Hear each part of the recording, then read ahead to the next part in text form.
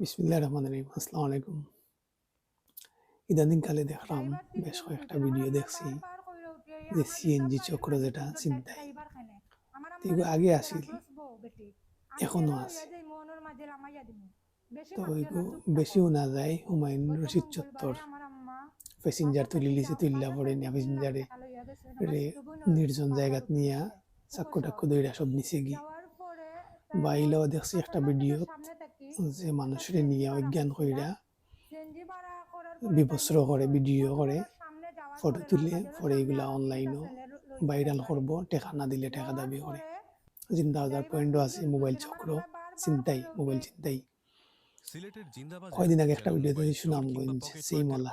তখন অভয়ারণ্য। ভাবলাম যে এখান আসলে থেকে তারা প্রতিদিন চুরি হচ্ছে চক্রটা শত তার শত বিস্তার মানুষের লাভ করে, মোবাইল, মানিব্যাগ সহ জরুরি যেন জিনিসপত্র। কেউ দেখাচ্ছে বড় প্রশাসন আঙুলের কঠোর কারিশমা, হওয়ার কথা, কেউ কঠোর টান হইলে দিয়ে হয়তো দিচ্ছে তারা মাথা ঝড়ের ছাড়া দিয়ে গতিতে। উঠতে পারলো না গোপন নে, সূত্রে জানা গেছে শুধুমাত্র অন্য তারা জিন্দাবাজার বিস্তার লাভ এলাকায় করে। রয়েছে একটা গ্রুপ বা চক্র যেটার অধীনে কাজ করে তা আসলে শহরের প্রশাসনের অধপতন, কাম তো টোকাই এবং জনগণের বহিরাগত কিছু নিরাপত্তা। পেশাদার চোর।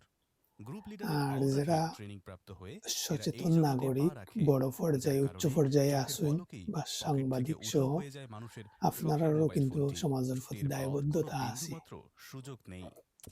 জিন্দাবাজার এগুলো যে কোনো লইয়া মার্কেটের মাতামাতি উপর করা থেকে দেখা, কিছুক্ষণ লক্ষ্য করলেই দেখতে এগুলা পারবেন দায় এদের এড়াইতে গতিবিধি। পারতা নাই। এদেরকে চেনা যায় খুব সহজেই। এদের তো প্রায় একই ইদানিং রকম আমরা বেশভূষা, সন্দেহজনক ডিসি হাঁটা সাবর চলা, কার্যক্রম মনে হবে দেখলাম, খুব ভালো গা লাগে, দেখে একেবারে প্রশংসনীয়। দুর্বল হয়ে আছে।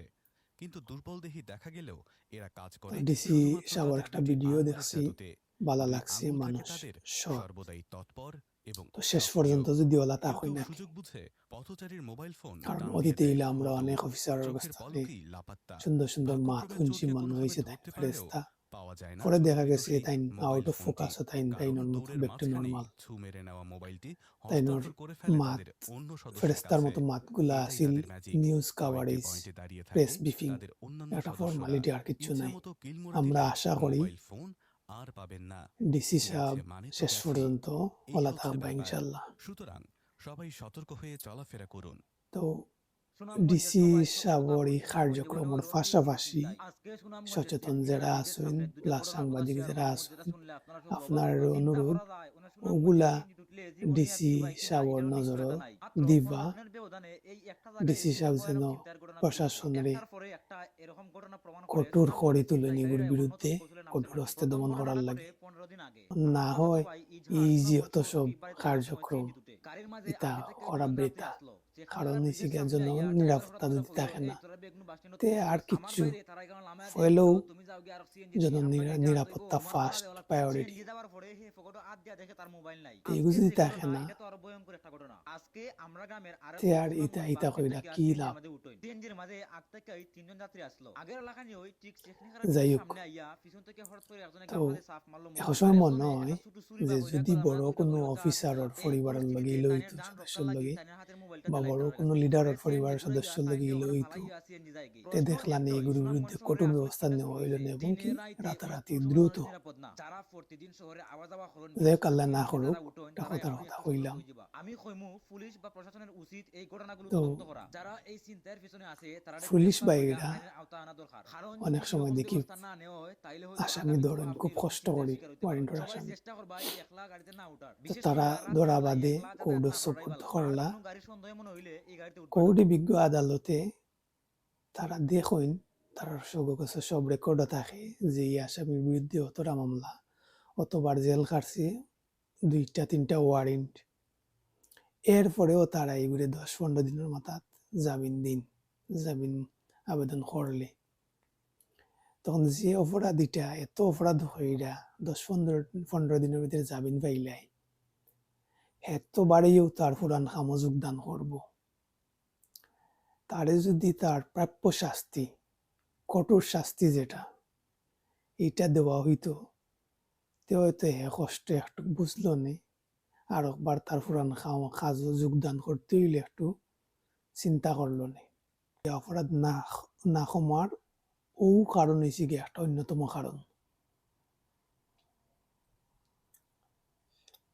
আসলে ভিকটিম হল তো ভিডিও দেখি খুব কষ্ট লাগে, খারাপ লাগে, যেমন তারা একরকম অসহায়, করার কিচ্ছু নাই, এইগুলা দেখারও যেমন কেউ নাই, দিন দিন বাড়তেছে বাড়ের। তো এর কারণ হয়েছে গিয়া এই যে চক্র, এটার পিছনে রাঘব বোয়াল হল আসুন, এটা সবেও জানুন। এরার অংশ তারা যে করে, এই অংশটা বিভিন্ন জায়গায় যায়। ওটা হয়েছে আর একটা কারণ। তা আসলে এক সময় চিন্তা করি যে কোন দিন যে এগুলা ঠিক হইবে, এগুলা থাকি আমরা পরিত্রাণ পাইমু, কোনোদিন পাইমুনি, এক সময় মনে হয়। তা আবার মনে হয় যে পরিস্থিতি পর্যালোচনা করি, সপ্তাহ তো দেখি কর্তা কি দেখে আইরাম, এখন পর্যন্ত দেখলাম, তখন মনে হয় যে কিয়ামতের আগ পর্যন্ত আর এগুলা ঠিক হইতো নাই, চলবো। তা আসলে কিচ্ছু হওয়ার নাই, করারও নাই। অনেক সময় কষ্ট লাগে, মাতি খুব, তো মনে করি যে মাতলে খুবটা যাইব, আর কিচ্ছু নাই। সবাই ভালো থাকবা, আল্লাহ আমরা সবরে হেফাজত রাখতা, হেফাজত করতা। সবার লাগি দোয়া রইল। আসসালামু আলাইকুম।